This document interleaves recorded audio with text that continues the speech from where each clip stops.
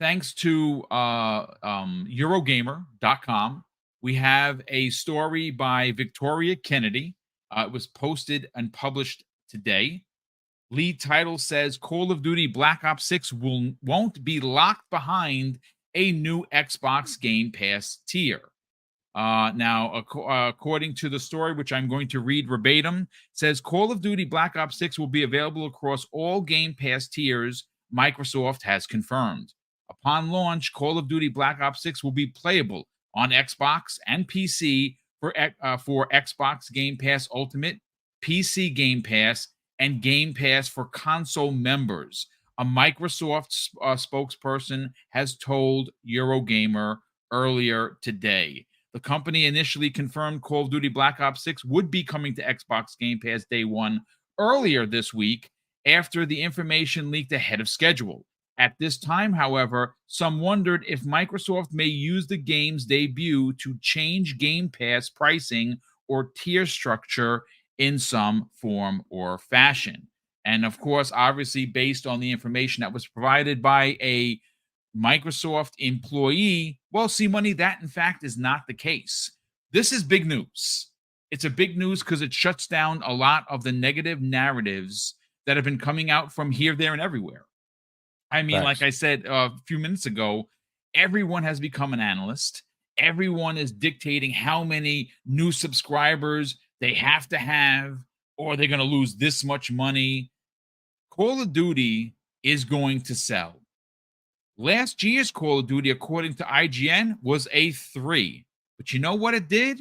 It was the number one selling game in November, and it came in number 2, right under Hogwarts, as one of the best-selling games. As a matter of fact, they moved 21.2 million copies from November through December 31st. It's still number 2 right now for the year. So there you go. This is going to sell. Like, don't get it twisted, guys. Yeah, don't get it twisted because it is a big deal. But let's get your hot take on this, because obviously you've seen some rhetoric out there about how this was going to tank Xbox. This was going to tank Xbox Game Pass. There was definitely going to be a price increase. All of that has been thrown to the side. Let's talk about it. I promise you, the only reason this all exists, okay, I tell you right now, the only reason any of this rhetoric exists is because they know that they can get under a bunch of Xbox fans' skins and make them start believing the shit and start talking against Xbox on their own shows and doing all that. This is why they do it, okay? Because they know that it's nonsense. They know it's nonsense. It makes no sense, right? Call of Duty is a behemoth. It existed in Activision before Microsoft purchased them. Microsoft paid in cash for them. This was not a credit buy like Sony did with Bungie, right? This was cash. They didn't buy this saying to themselves, "Man, you know what? We're really going to screw the pooch here and put this in Game Pass and we're just going to lose out." No. The first thing that one of the first things is Microsoft signed a deal with Nintendo. Understand, they have a 10-year deal. Call of Duty has not been on Nintendo for a little while now, okay? And especially not in a big way. I think the last one was on the Wii U. So, and I think it was only like one. I don't know if they got multiple, but they got one of the games on the Wii U. And then that's it. At the end of the day, it's going to be opened up to a huge market. Remember, Wii U had 14 million max consoles out there, right? So you're opening up to a huge market that's going to now be able to take the place of anyone who goes on Game Pass versus purchasing it. But again, all you're doing is understanding a little different way that the money's going to work, though, right? See, before, when the game sold on Xbox, right, Activision took a cut, Microsoft took a cut, right? So Activision, their money was based off the cut that they got, not the whole thing, because they had to pay or they had to, let Microsoft keep however much they kept, which was, I believe, 20%, right? Now you're going to be keeping all of that money, right? All of it stays in Microsoft's camp, right? So that makes up for the bump of how many people are going to be doing it on Game Pass. But also keep this in mind, and let's be clear. We're in a whole new world of Call of Duty, fam. All right. Call of Duty is not just buy the game and that's it. That's the money they made. No. All this is going to allow or for the people in Game Pass to spend even more money on microtransactions for the game. They're going to want skins, they're going to want guns, they're going to want all this stuff. And that's what they're going to Yep. do.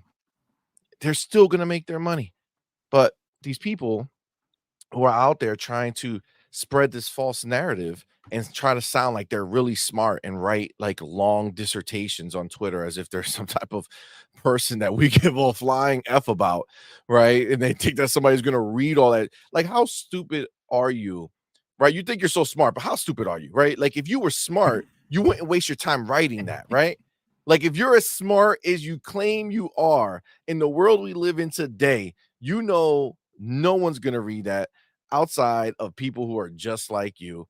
And at that point, you're just talking to yourself, right? So why even bother? You know what I'm saying? So this is just the way they are. At the end of the day, we already knew this was happening. No one ever said it was going to go up in price. Matter of fact, if they paid attention, right? If they paid attention, again, these are genius people, right? They're so smart. If they paid attention during the trial, they remember that one of the things that was against Microsoft was the idea that if they got Call of Duty, that they would raise the price of Game Pass substantially to take advantage of that. Now, if we recall, before the deal closed, what happened? They raised the price of Game Pass, right? They already did their bump. The bump happened. Okay. We already got more money coming in for Game Pass. We were never going to raise it after it came out, at least no time soon, right? Obviously, sometime in the future, it will happen, just like every service does.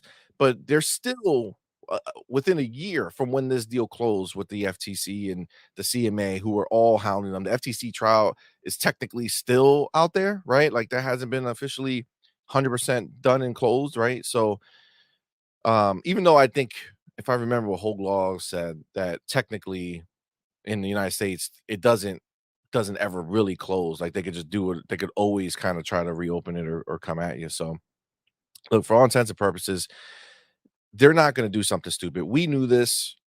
And again, when Sarah said it, Matt Booty said it, Phil said it back in February, they confirmed it. But if you look back, they confirmed that shit during the trial. This is the whole point. They were saying that it's going into Game Pass is going to reach more people than ever.